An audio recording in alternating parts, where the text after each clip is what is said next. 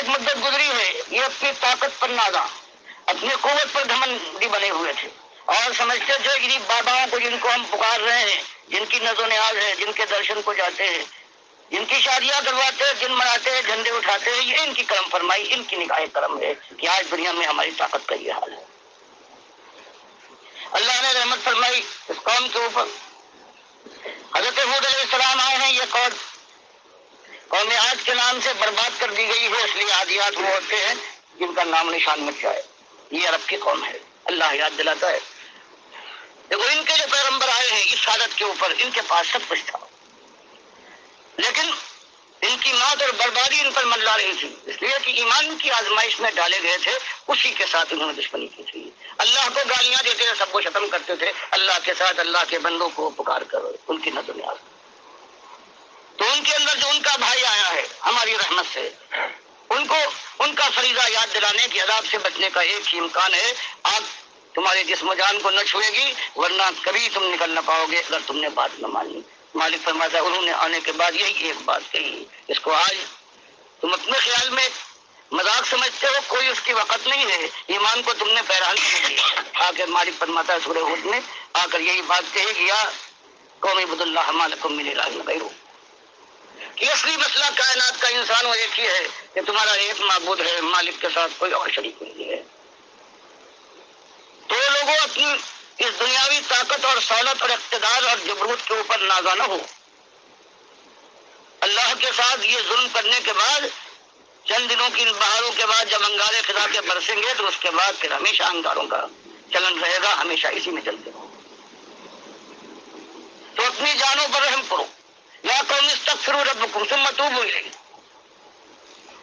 تو ایک ہی راستہ کھلا ہے کہ اپنے مالک سے اسی سب سے بڑے جرم کی، جس کے لیے مالک فرماتا ہے بغیر توبہ کے کبھی معاف نہ کرو۔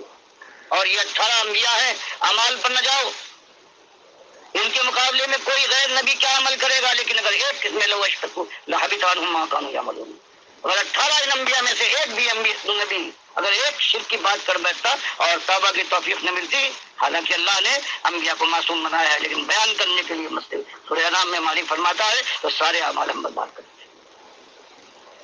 تو مالک نے اس طرح سے بات کو واضح کیا اور ہود علیہ السلام کی دعوت بتائی کہ دیکھو ایک ہی دعوت ہے، ایک ہی مسئلہ ہے، یہ مسئلہ حل کر لو، اللہ کے ساتھ بندگی کے رشتے کو مضبوط کر لو، پھر سارے مسئلے چٹکیوں میں ہو جائیں۔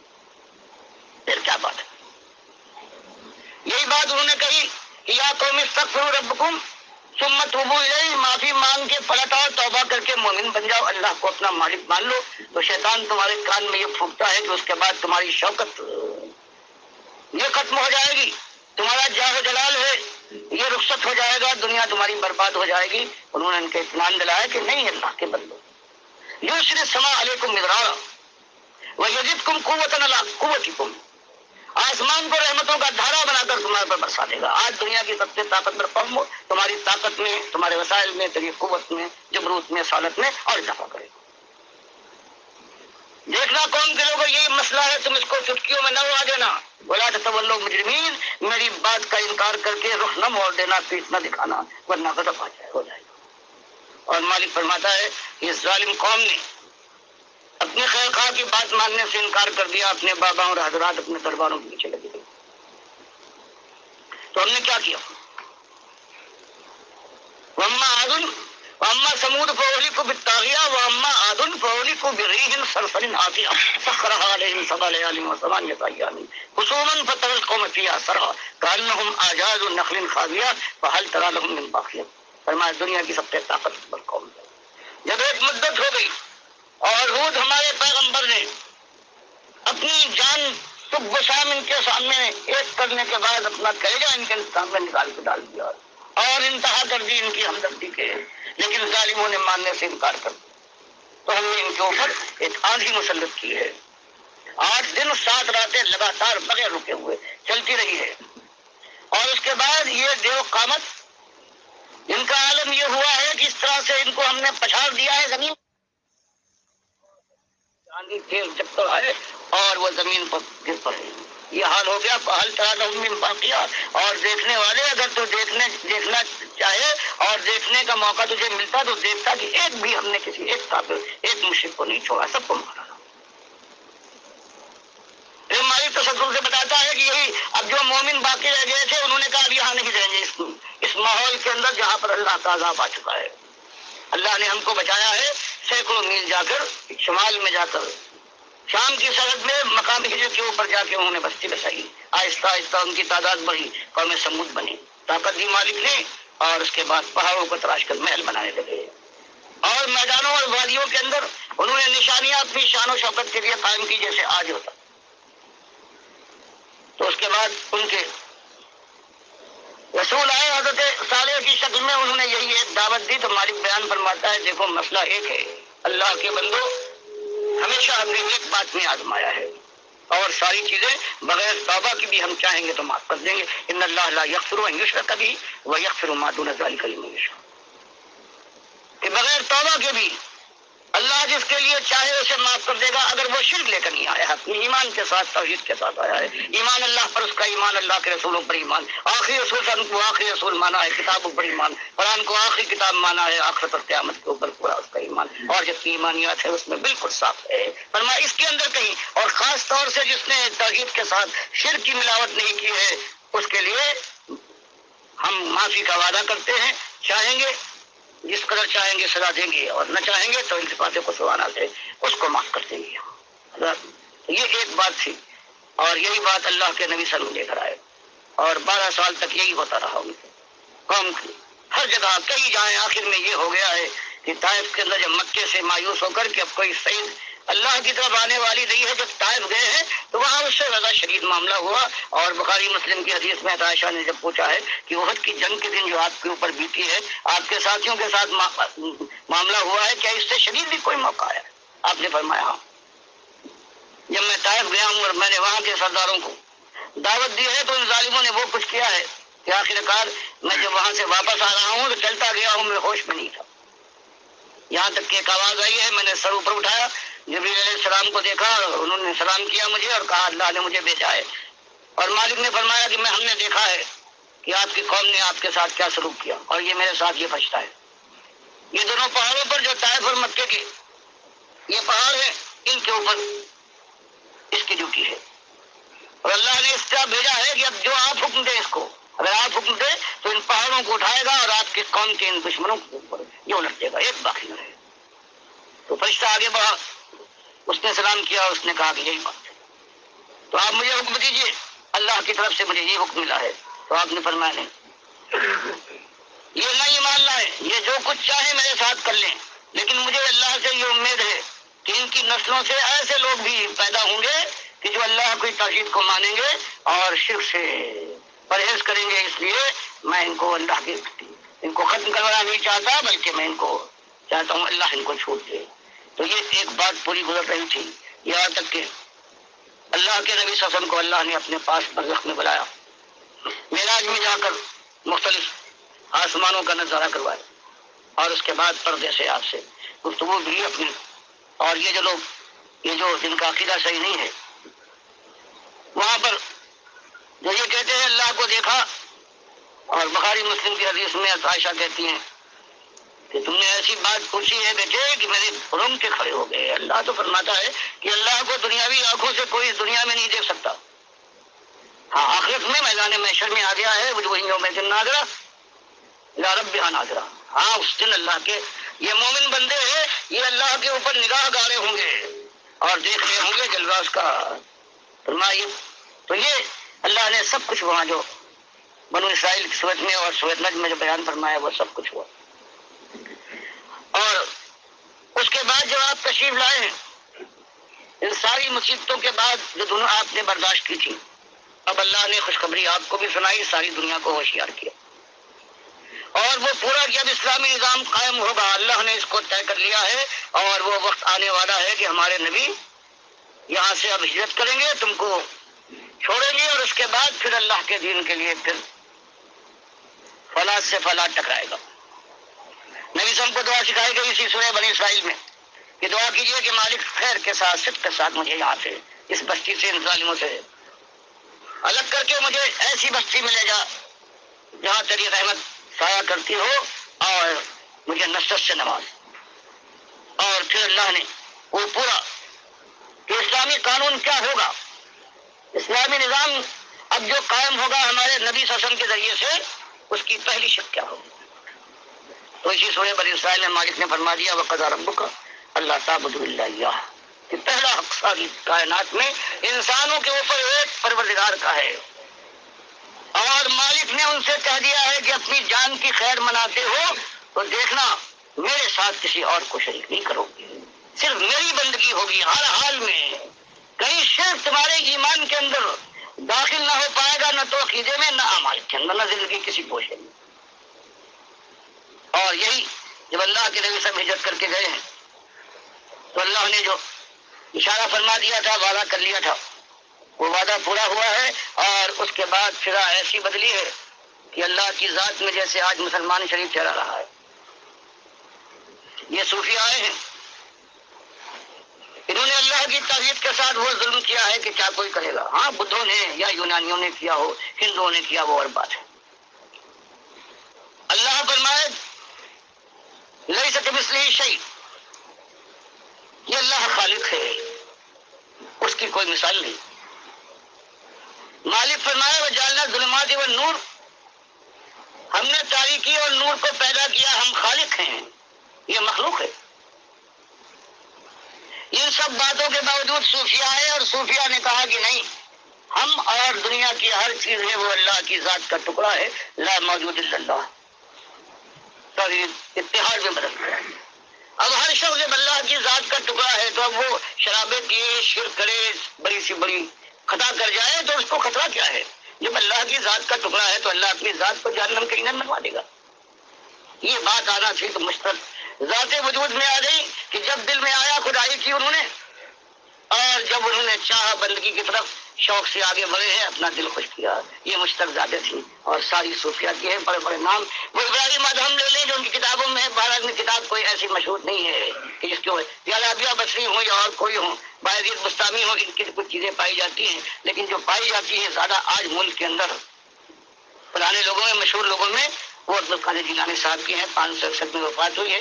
مرید الطالبین ہے، فتح الربانی ہے، فتح الغیب ہے، اور کتابیں ان کی، اس میں آپ دیکھیں گے یہ ایک نظریہ ہے کہ اللہ نے اولیاء اللہ کو اپنے سامنے کھڑا کیا، دنیا سے ان کو الگ کرنے کے بعد اپنے اندر فنا کیا، اور دنیا اور آخرت ساری چیزیں ان کے اختیار میں دے دی۔ اب گویا اللہ ہے، یہ میں نے فوٹو دیا ہے ان کی کتاب کا، فتح الربانی کا۔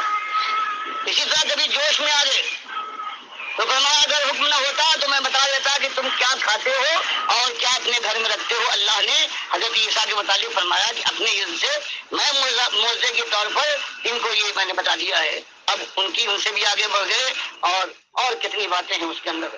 بہرحال یہ ایک چیز شروع ہوئی ہے، پھر یہاں پاکستان کے اندر خاندان ولی اللہ ہی ہے۔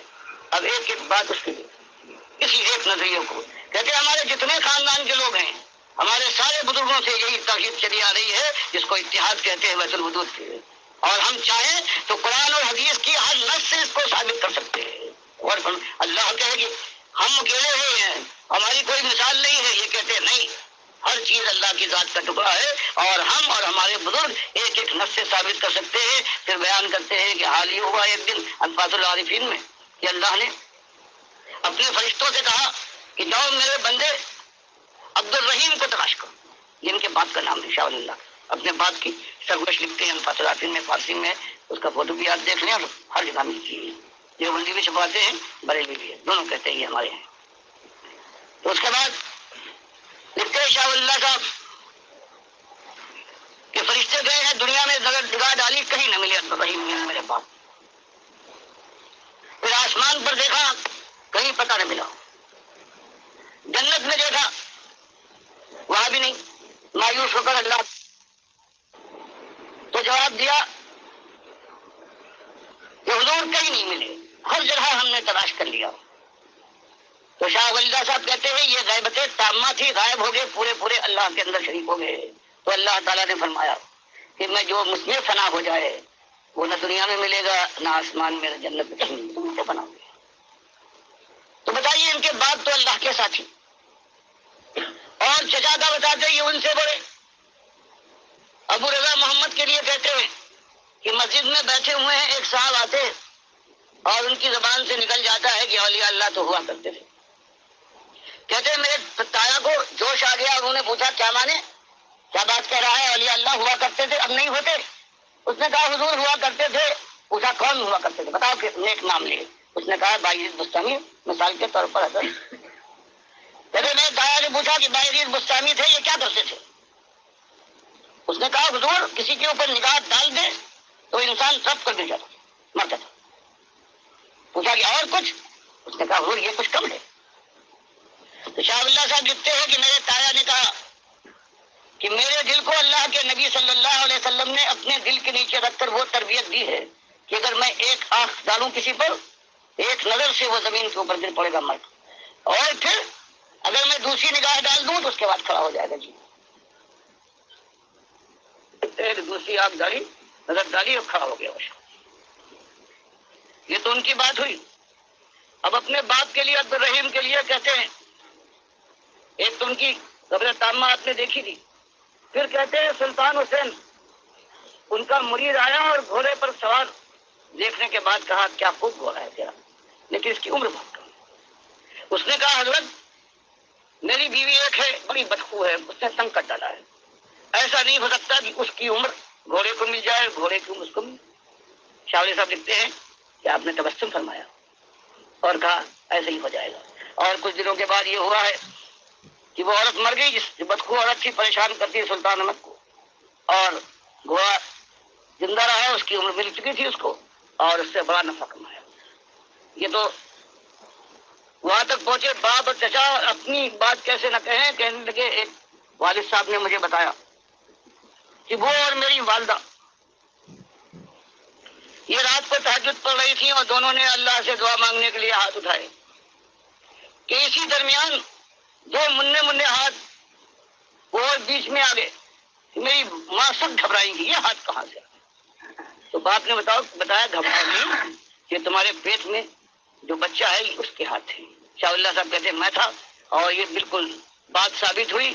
7 برس کا ہوا ہوں تو جب باپ آگے دعا مانگ رہے ہیں، ماں ادھر، بیچ میں میں بھی پڑھ رہا ہوں، تو گویا یہ 7 سال پہلے میں نے پیٹ سے نکل کر یہ کام کیا تھا. تو یہ ایک ہے، ایک چند مثالیں ہیں. اور اس کے بعد آپ دیکھیں جو یہ سید احمد شہید کہلاتے ہیں، آج صراط المستقیم فارسی کتاب ہے، اردو ترجمہ ہو گیا. یہ مجاہد کہلاتے ہیں، یہ شہید کہلاتے ہیں. آپ ان کی کتاب ذرا پڑھ جائیے، یہ انہوں نے املا کی ہے، بولا ہے انہوں نے، اور ان کے شاگرد اور مرید اسماعیل شہید جو کہلاتے ہیں انہوں نے اس کو لکھا ہے. اس میں آپ دیکھیں کیا بات بتایا گیا ہے کہ اس آسن سے بیٹھ کر یا حی یا قیوم کی دو ضربی لگاؤ ضرب. اس کے بعد جو لوہے محفوظ پہ لکھا ہے وہ پڑھ سکتے ہو. فرشتوں سے ملاقات کرو، جنت و دوزخ کا نظارہ کرو، اللہ کے عرش کے نیچے سے چاہے سیر کرو چاہے. تو ایک یہ اللہ کے ساتھ ظلم یہ ہوا ہے جو صوفیہ کہلاتے ہیں، انہوں نے توحید کو اتحاد میں بدل دیا کہ ہر چیز اللہ کی ذات کا تبع ہے.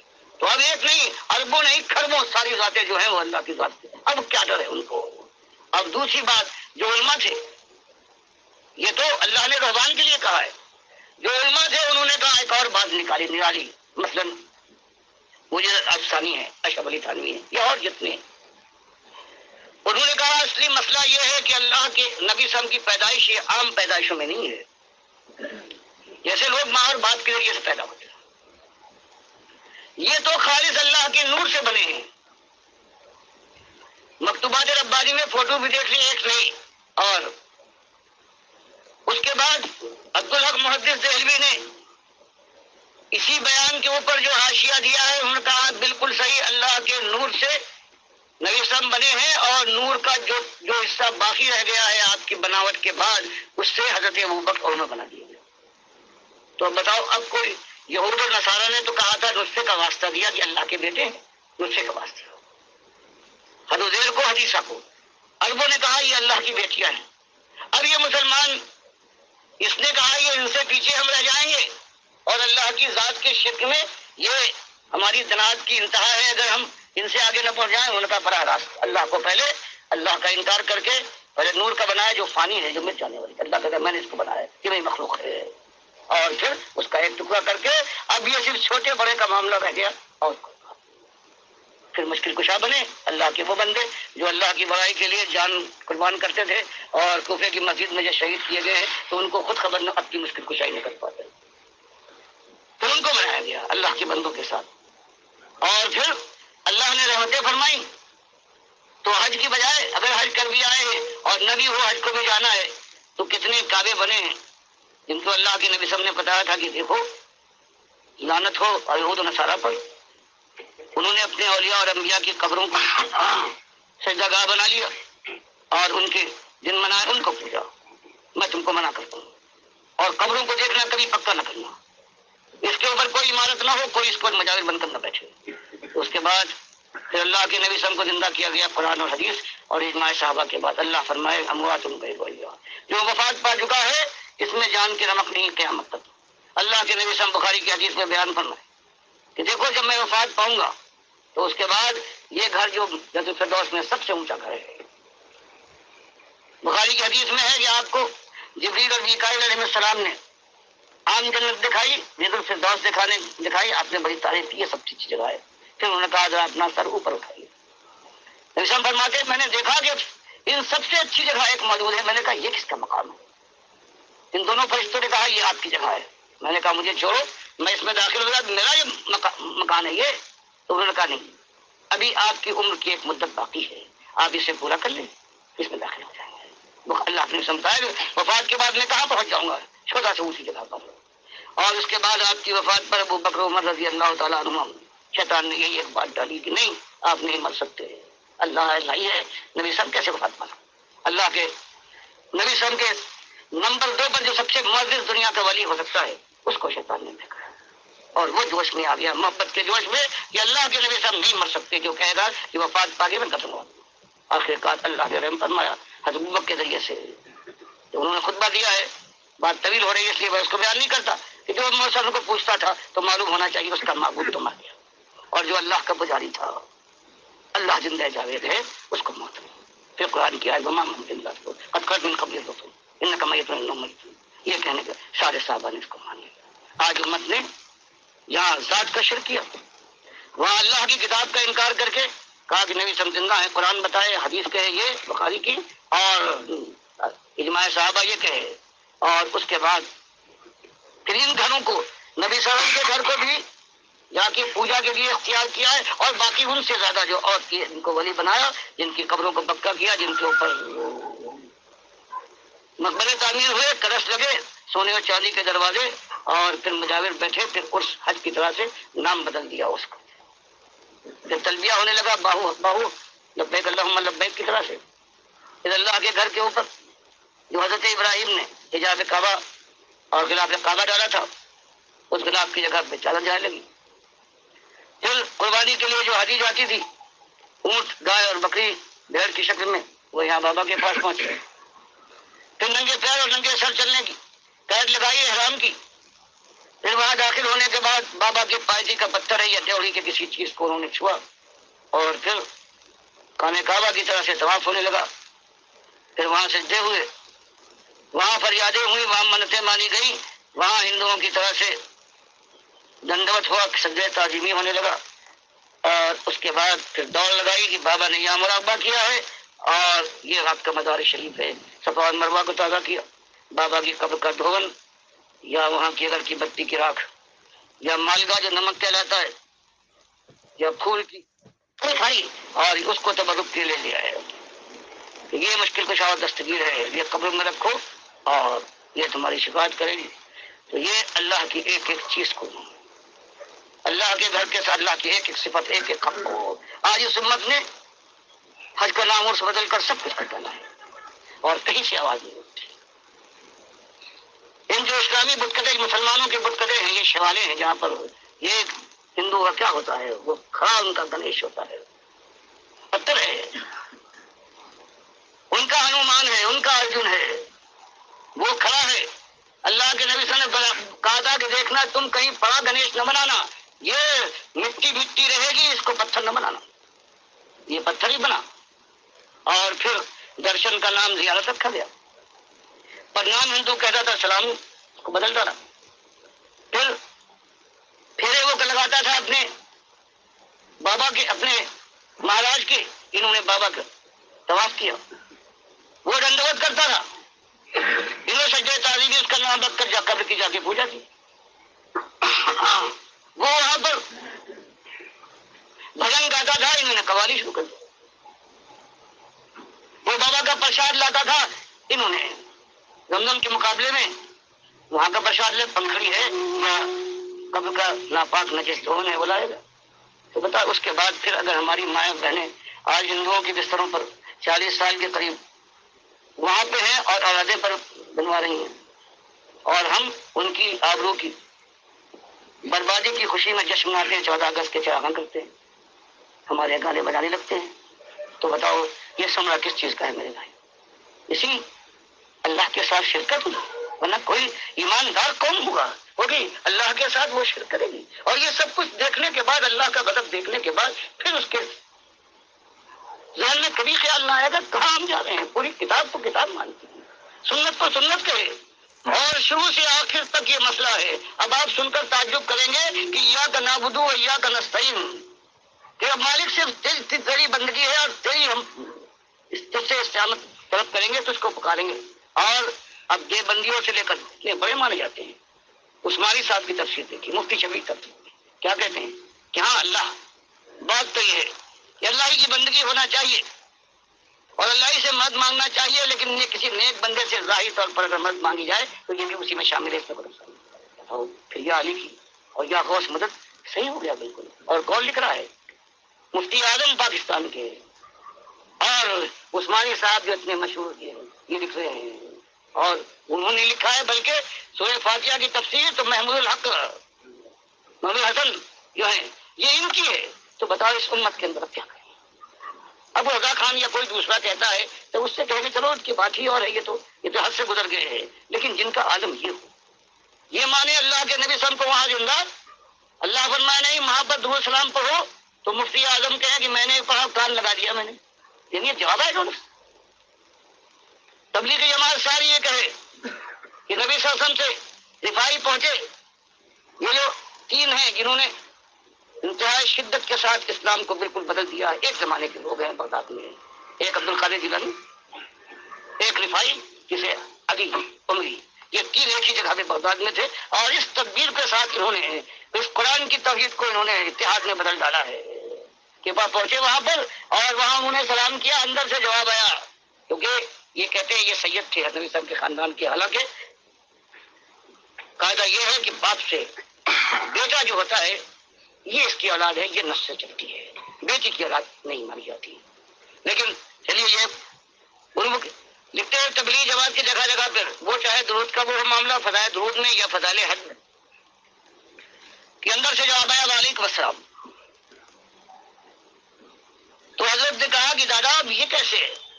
پہلے میں اپنے شوق کو بھیجتا تھا اور وہ یہاں جب عیسائی کرتا تھا، اب تو میں خود آ گیا ہوں. میری تسکین اس وقت ہوگی جب آپ سے ہاتھ ملاؤں. تو زکریا صاحب لکھتے ہیں کہ قبر کے اندر سے ہاتھ نکلا، 90,000 مسجد اب بھی نہیں ہو پاتی مسجد نبوی میں، اتنے لوگ تھے.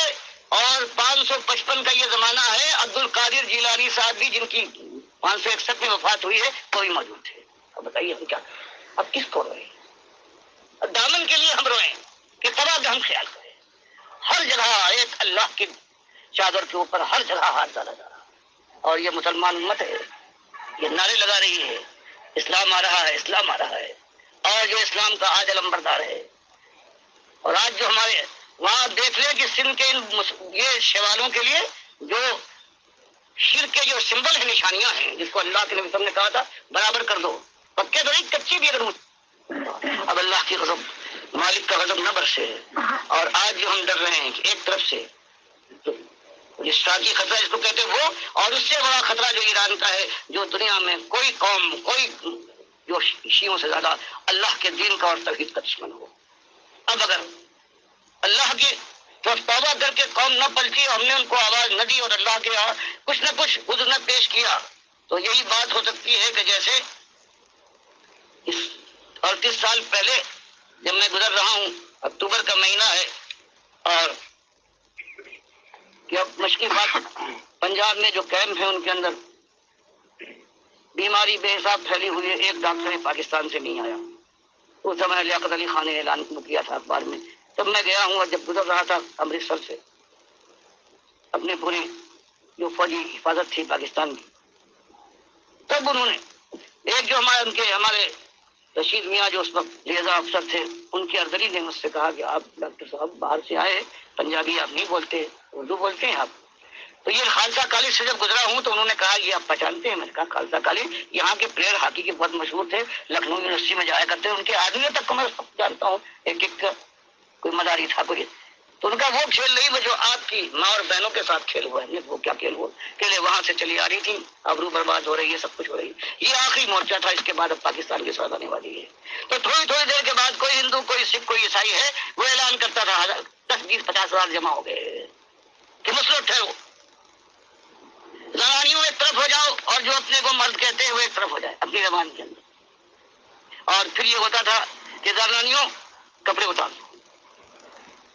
بتایا اس نے، اللہ جانتا ہے کہ اگر کوئی غیرت مند وہاں سے برباد ہوتی ہوئی آ رہا ہے یا کہیں بچ گئی ہے بربادی سے، اب یہاں بربادی آخر اگر اس نے کچھ دیر کی، معلوم ہوا کسی کا موٹا پیر کا جوتا ہے، اس کی ٹانگ پہ پڑا، شرمگاہ پڑا، پیٹ پہ پڑا، اور کہا یہ بھی ہوتا تھا کہ پھر بھی کوئی ماں اور بہن اور بیٹی نہ تیار ہو، اور اس کے سینے سے، اس کی چھاتی سے اس کی اولاد چمکی ہوئی ہے، بچے کو لے کر کوئی کرپان کو اٹھا دیتا، چیخ، سارا ایک روپ چھا گیا۔ پھر لوگوں کے سامنے دن دہاڑے پورے شہر میں گشت ہوتا تھا بازاروں کے اندر، اور دن دہاڑے یہ امت مسلمہ ہے سب کے سامنے بے آبرو کی جاتی تھی۔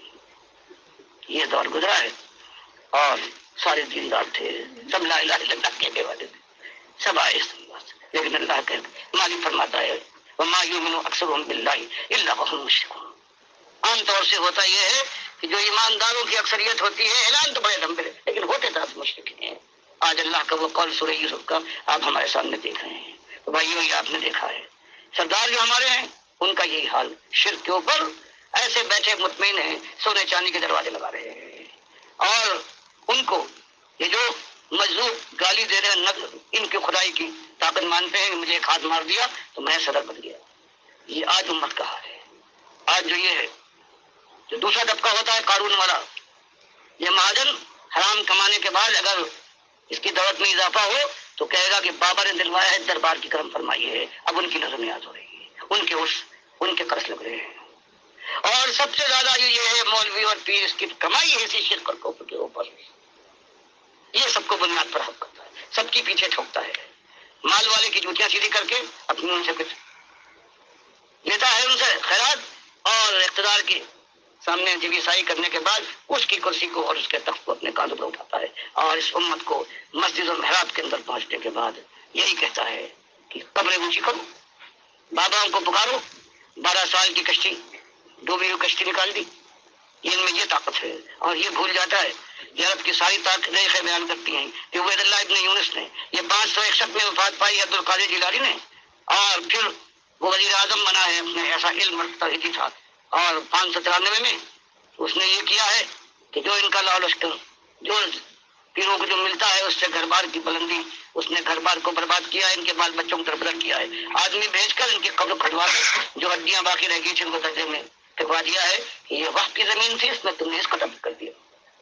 تو یہ ساری باتیں یہ ہے، ان کو کوئی بیان کرے، تاریخی حقائق ہیں، عرب کی ایک ایک تاریخ عربی کی جو ہے بیان کرتی ہے، اس کے اندر تو یہ باقی 12 سال کی کشتی نکلی، اور اس کے بعد یہ شاہ دولہ جو گجرات میں ہے یہ وہی دولہ ہے، حالانکہ یہ 900 400 برس کے بعد کا یہ اس کی تاریخ ہے۔ تو یہ دنیا کے اندر شرک ایسی محبوب چیز بن گئی ہے، تو اب اللہ کے بندوں کرنا کیا ہے؟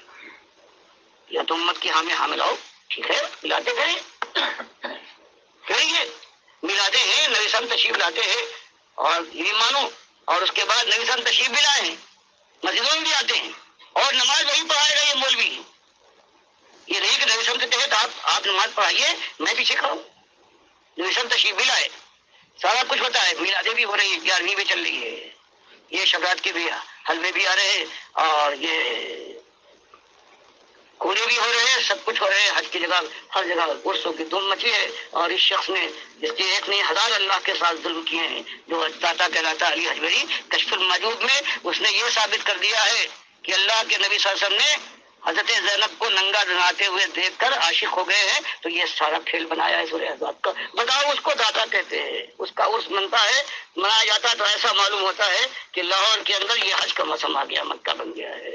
اس نے اللہ کے ساتھ تو ہزار ظلم کیے ہیں. جو علی اللہ ہوتے یہی سارا کائنات کا کام چلاتے. اللہ معطل ہو گیا. اس نے کہا الحی القیوم میں ہوں، سارے کام میں چلاتا ہوں. اس نے کہا نہیں، ہم اولیاء اللہ چلاتے ہیں. اور اس کے بعد اللہ کے نبی سم کے اوپر یہ الزام لگایا، جیسے یہودیوں نے داؤد کے اوپر کہا تھا کہ انہوں نے اولیاء کی بیوی کو ننگا نہا کر عاشق ہوئے، پھر اس کے ساتھ زنا کی، اور 6 مہینے سے کم کے اندر حضرت سلیمان پیدا ہوئے. تو یہ اور اس کو آج داتا مانا جائے. اب بتائیے ہم کہاں جائیں، کس کے سامنے؟ کوئی ہم نے لکھ دی ان کی کتابیں جتنی ہیں آپ دیکھیے، کوئی ہم نے لکھ دی ہیں. تم کہتے ہیں ان کی کتابیں ہیں، تم شاہ اللہ کتابیں یہی مانتے ہو، برابر چھپ رہی ہیں. تم عبد القادر جیلانی صاحب کی یہ کتابیں مانتے ہو، اس کے اوپر کہتے ہو تو یہ علی اللہ تھے. ہم کہتے ہیں بھائی مطلب یہ ہے، دیکھو علی اللہ تو وہ نہیں ہوتے، اللہ علیہ تو وہ ہوتے ہیں الذین آمنوا وکانوا یتقون، جو ایمان لائے تقوی والے ہوں. یہ تو ایمان کے دشمن. اگر تم کہتے ہو یہ کتابیں ہم نہیں جانتے، تم کہتے ہو. اب کہتے ہیں کسی نے بدل دیا، ہم کہتے ٹھیک بدل دیا، لاؤ اصلی کتابیں لے آؤ، اس کے اندر یہ بات ہے. وہاں بھی کوئی بات نہیں. یا جتنی کتابیں پائی جاتی ہیں ان کے نام ان کو تو دلواؤ، اس کے لیے آگے نہیں بڑھتے. تو یہ مسئلہ ہے آج امت کے اندر. اور جب توحید کی دعوت اس طرح اٹھے گی جیسے انبیاء کو اٹھایا ہے، جیسے قرآن حدیث میں آتا ہے، تو بھائی لوگ جانتے ہو کیا ہوگا اس قوم میں. جو اہل کتاب قوم ہوتی سمجھتی ہم بھی جانتے، ہم بھی مانتے ہیں اللہ، جیسے بنو اسرائیل نے کیا ہے حضرت عیسیٰ کے ساتھ. حضرت زکریا کو انہوں نے اپنے قربان گاہ میں اسی ایمان کی بات کے اوپر ہم کو بناتے ہو. یہ یہودی علماء نے انہوں نے اپنے پیغمبر کو ذبح کیا ہے اپنی قربان گاہ میں. حضرت یحییٰ کو اسی یہودی بادشاہ نے جو رومیوں کے بعد گزار تھا، اس کا نام ہیروڈ اینٹیپاس تھا، اس نے یحییٰ کا سر منگایا ہے برق قاسم سے وعدہ کر کے. جب اس نے ناچ دکھایا ہے 1 سالگرہ پر، خوش ہو گیا کہ مانگ جو مانگتی ہے. اس نے ماں سے مشورہ کیا، ماں داشتہ کی اسی بادشاہ کی، اور وہ حضرت یحییٰ سے انتہائی خار کھاتی تھی کہ یہ توحید کی دعوت دیتے تھے اور برائی سے منع کرتے تھے. جیل میں ڈلوایا تھا تو اس نے ماں کے اشارے پر کہا کہ میں تو سر چاہتی ہوں یحییٰ، اور وہ سر پیش کیا اس نے. اور اس کے بعد حدیثوں نے جب یہی کہا ہے کہ فقیہ ہو، بے ایمانوں، راہبو اور یہ مولویوں، افعی کے بچوں، تمہارا حال یہ ہے کہ تم اپنے ظاہر کو ایسا صاف کرتے ہو جیسے قبروں کے اوپر سفیدی پھیلی گئی ہے، اور جو اس کے اندر سانڈ ہے وہ اندر اپنے رکھے. تم اللہ کے سب سے بڑے دشمن ہو. تم بیوہ کا مال کھا جاتے ہو. تم ایک مرید حاصل کرنے کے لیے بحر و بر میں اس کا پیچھا کرتے ہو، اور جب وہ تمہاری مریدی میں آ جائے تو اس کے بعد اللہ کی دشمنی میں تو اپنے سے زیادہ اس کو خراب کرتے. تو وہی آدمی ہے اللہ نے بچایا. انہوں نے قتل کر پھانسی دلوانا چاہیے، قتل کرنا چاہا، اللہ نے اٹھا لیا. وہ آئیں گے اور آج فرماتا ہے اور پھر سب کی خبر دیں گے، سارے ایک کافر نہیں چھوڑیں گے، چاہے وہ اپنے کو مسلمان کہنے والا جیسے آج کل کا ہے، اور چاہے یہودی ہو اور عیسائی ہو. نبی صاحب نے فرمایا بخاری مسلم کی حدیث میں کہ جب آئیں گے تو ایک کافر دنیا میں نہیں باقی ہوگا، سارے مومن ہوں گے. نہ عیسائیوں کی صلیب ہوگی، نہ جزیہ ہوگا، کوئی کافر نہیں ہے، اور نہ کہیں خنزیر پایا جائے گا، سارے مومن ہوں گے. تو نہ تو یہ داتا ہوگا، نہ بغداد والا یہ غوث ہوگا، نہ نبی صاحب کے اوپر جو مقبرہ بنا ہے یہ مقبرہ بچا ہوگا. سارے کے سارے اللہ کے نبی صاحب کے حکم سے وہی ہوگا. یہ سنت کا عام حکم ہے. اور حضرت عیسیٰ آئیں گے آپ کی سنت کی پیروکار بن کر آئیں گے، کوئی نئی سنت لانے والے، شریعت لانے والے نہیں ہوں گے. تو آئیے کہ مل کر اپنی جان کو اللہ کے یہاں جہنم کی آگ سے بچانے کے لیے اور اپنا نمونہ اپنے گھر والوں اور دنیا والوں کے سامنے پیش کر کے ان کی رہنمائی کے لیے اگر اللہ توفیق دے تو آئیے کہ اپنے ایمان کو سب سے پہلے بات کیجیے. ایمان کی ساری چیزیں ہے، توحید ہے، سنت ہے، آخرت ہے، اور جتنی ماننی چیزیں. اور شرک سے آپ کا باپ مالک کا بیر ہو، جنہوں نے شرک کیا ہے، شرک پھیلایا وہ طاغوت ہے، ان سے مالک فرماتا ہے ان کا کفر کرو ان کو، تب تمہارا ایمان معتبر ہوگا. پھر سنت کا جامع پہن کر اور قوم کے اندر دنیا والوں کے سامنے یہی ایک مسئلہ کہ ایک امتحان ہے بھائیوں، اور ایک طرف آگ ہے اور ایک طرف ہمیشہ کا عیش ہے، جنتیں ہیں، بہاریں ہیں، اور وہ خیر و خوبی ہے کہ اس کی انتہا نہیں ہے. اب تمہارا دل میں آئے تو اللہ کی بات مانو، ورنہ جمے رہو. یہی جو زندگی ہے آج تمہارے مسلمانوں کی، اسی کے اندر ہو، بے پردگی ہو، بے حیائی ہو، دندات گانے بجانے سنو، اور جو تماشے ہیں، بے شرمی ہے، بے حیائی ہے، اور سب سے بڑی بات یہ ہے کہ اللہ کے ساتھ شرک کر کے اللہ کو گالیاں دیتے رہو، پوچھتے رہو ان مداروں کو اور سمجھاتے رہو، پکارتے رہو اللہ کے ساتھ دوسروں کو، اور نظر نیاز ان کی ہوتی رہے، ایک دھوم مچی رہے تمہارے یہاں۔ اور اس کے بعد بس زندگی کا گھاٹ جو موت کے قریب پہنچنے والا ہے، اترتے جاؤ اور جہنم کی آگ میں اس وقت تک جلو، صبح شام جو درمیانی وقفہ ہے قیامت تک کے لیے، اور اس کے بعد اصلی جہنم میں جھونک دیے جاؤ۔ کھالے جل جائے تو مالک فرماتا ہے نہیں کھال بنا دیں گے ہم، اصلہ کبھی نہ آئے گی، اب سکون کا موقع نہیں ہے۔ تو یہ دو چیزیں ہیں ہمیشہ ہر آنے والے نے، مالک فرماتا ہے لقد بعثنا فی کل امت رسولا ان اعبدوا اللہ واجتنبوا الطاغوت، یہ ایک ہی پکار ہوئی جو رسول ہمارا آیا ہے، اس نے ایک ہی بات کہی ہے کہ لوگوں ایک ہی مسئلہ ہے ان اعبدوا اللہ، اللہ کے غلام اور بندے بن جاؤ، واجتنبوا الطاغوت، اور جو اپنی غلامی یا اللہ کے علاوہ کسی اور غلامی کی طرف بناتے ہیں طاغوت، ان سے اجتناب کرو۔ مالک فرماتا ہے من یکفر بالطاغوت، ان سے کفر کرو۔ تو اس کے ساتھ ساتھ اب صرف یہی نہیں ہے کہ اللہ کتاب کو مانو گے، اللہ کے رسول کے طریقے کو مانو گے، بلکہ جنہوں نے یہ جتنے صوفیاں ہیں اور جتنے یہ ظالم جنہوں نے قرآن و حدیث کو بدلا ہے، ان سے کفر کرنا پڑے گا۔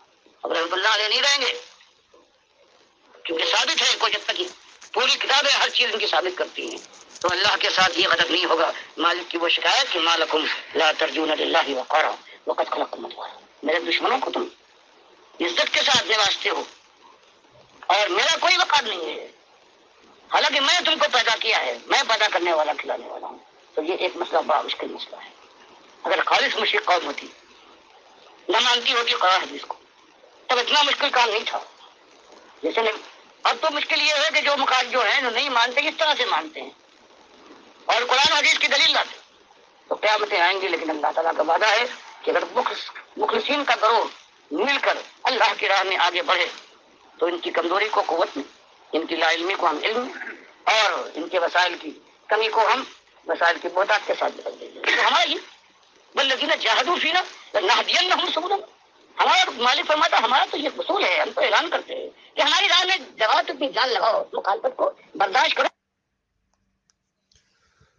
یہ کفر بالطاغوت کے اوپر ڈاکٹر مسعود الدین عثمانی رحمۃ اللہ علیہ کی یہ بہترین تقریر ہے، اور یہی وہ انداز تھا، یہی کفر بالطاغوت کی دعوت تھی جب ڈاکٹر اسرار نے بوریا بسترا اٹھایا وہاں ڈاکٹر صاحب کے کلینک سے، ڈاکٹر عثمانی کے کلینک سے، اور وہاں سے بھاگ گیا، برداشت نہیں کر سکا طاغوتوں کا کفر کرنا۔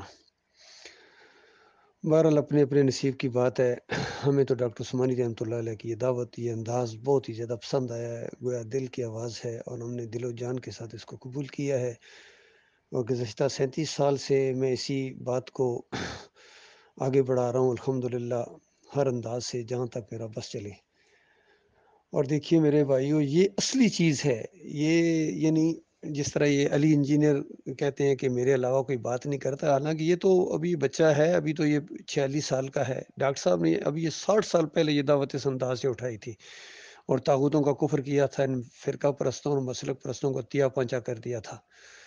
اور اب یہ علی انجینئر نے سب کچھ وہیں سے سیکھا، لیکن ساتھ ہی کہتا ہے کہ یہ رحمت اللہ علیہ ہیں، یہ بڑے ہیں، ان کے پیچھے کہتا ہے میں نمازیں پڑھتا ہوں، ان کو چندے دیتا ہوں۔ بتاؤ پھر طاغوت کیا ہوتا ہے؟ تو طاغوت کی یا تو بندگی کرو گے یا اس کا کفر کرو گے، تو اگر کفر نہیں کرو گے تو اس کی بندگی کر رہے ہو۔ یہی توصیف الرحمان کر رہا ہے، یہی طاہر القادری کر رہا ہے، طارق جمیل کر رہا ہے، تقی عثمانی کر رہا ہے، اور اب محمد حنیفی نے بھی یہی کچھ کرنا شروع کر دیا ہے۔ حالانکہ اس بیان کے اندر کتنی جگہ ڈاکٹر عثمانی رحمۃ اللہ علیہ نے سجدہ تعظیمی کا رد کیا ہے، اور یہ بتایا کہ جو اللہ کے راستے میں حائل ہیں، جو شرک و کفر پھیلانے والے ہیں، اب یہ رحمت اللہ علیہ اور امیر محترم نہیں رہے ہیں، اب ان کا کفر کرنا ہے۔ اور پھر یقین دلایا کہ اگر کوئی گروہ اس ایمان خالص کے اوپر قائم ہو جائے، جم جائے اس کے اوپر، تو اللہ تعالیٰ حالات کو بدلی کر دے گا۔ تو شکر ہے اللہ کا، مالک نے ہمیں استقامت عطا فرمائی ہے، اور ایمان خالص کے اوپر یہ لوگ پھر اکٹھے ہو گئے ہیں، دوبارہ منظم ہو گئے ہیں، اور اس دعوت کو انشاءاللہ ہم آگے بڑھا رہے ہیں۔ ہمارے محترم محمد کمال خان صاحب اب امیر جماعت ہیں، محمد حنیف کو معزول کر دیا گیا ہے، اس کو پیچھے ہٹا دیا گیا ہے، کیونکہ اس نے جماعت کے اندر شرک کا انجیکشن دیا ہے۔ جو بھی شرک کا داعی ہوگا وہ امیر محترم یا امام بننا تو بڑے دور کی بات ہے، مقتدی بننے کے لائق نہیں ہے۔ تو یہ معاملہ ہے اللہ کے بندوں، میرے پیارے بھائیو، یہ انداز ہے توحید کا، یہ ایمان کی دعوت دینا اور کفر پہ طاغوت کرنا اور شرک کی نشاندہی کرنا، یہ اس پورے اندھیرے میں ایک شمع روشن ہے۔ یہ ڈاکٹر مسعود الدین عثمانی رحمۃ اللہ علیہ کے ذریعے اب تو بے شمار ان کے کلپ یوٹیوب کے اوپر، فیس بک کے اوپر اور واٹس ایپ کے اوپر، پھر لٹریچر ان کا اور ان کے ساتھی موجود ہیں۔ تو اللہ کے بندو، اس دعوت کا ساتھ دو، اگر صحیح معنوں میں اپنی آخرت بنانا چاہتے ہو، جنت حاصل کرنا چاہتے ہو، اس دعوت کا ساتھ دو۔ اب آپ کے پاس دو ہی آپشن ہے، یا تو دعوت کا ساتھ دو اور اللہ کی رحمتوں کے اندر داخل ہو جاؤ، اور یا نیوٹرل بنے رہو، یا اس کی مخالفت کرو اور جہنم منہ کھولے تمہارا انتظار کر رہی ہے۔